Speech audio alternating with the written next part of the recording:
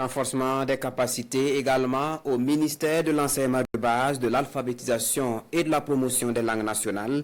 Le vendredi, ou du moins le 21 mars dernier à Bobo Dioulasso, une formation des formateurs du département de Jacques Sosten d'Engara sur la production de matériel ludique et didactique à même de contribuer à l'éveil des tout-petits. Les détails avec Boulema Kane et Kadou Romenki.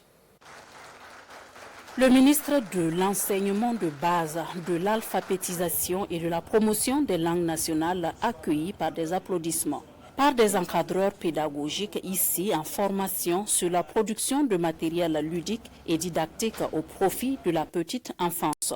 Le ministère en charge de l'enseignement de base cette année a opté dans le cadre donc de ces réformes de promouvoir le préscolaire. Et ce fut une réforme importante pour le ministère en charge de l'enseignement de base. Nous avons ouvert environ 500 CEP cette année sur un effectif qui était de 260. Vous comprenez que ce fut un bond extraordinaire et nous voulons aujourd'hui que la petite enfance, qui a un taux d'environ 7%, puisse croître véritablement pour permettre de prendre en charge les enfants dès le bas âge. Des albums pour permettre aux tout-petits de se familiariser avec le livre, tout en restant connectés à nos réalités. Des poupées, des feux tricolores, des supports pour les activités d'éveil mathématique. Bref, c'est une panoplie d'outils à même de contribuer à l'éveil des enfants et confectionnés à base de matériaux locaux à récupérer. Et comme c'est avec du matériel de récupération, on n'a pas besoin d'importer du matériel qui va coûter cher.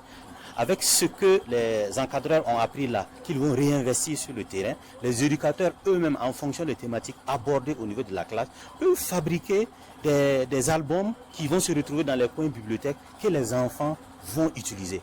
Donc, ces compétences acquises là vont être utilisées chacun dans son CEP et au quotidien. Vous voyez, c'est du matériel de récupération, ça a une certaine durée de vie, mais comme c'est facile à trouver et à reproduire, donc à chaque fois, ce serait donc un recommencement pour avoir du matériel neuf attrayant pour les enfants et à moindre coût.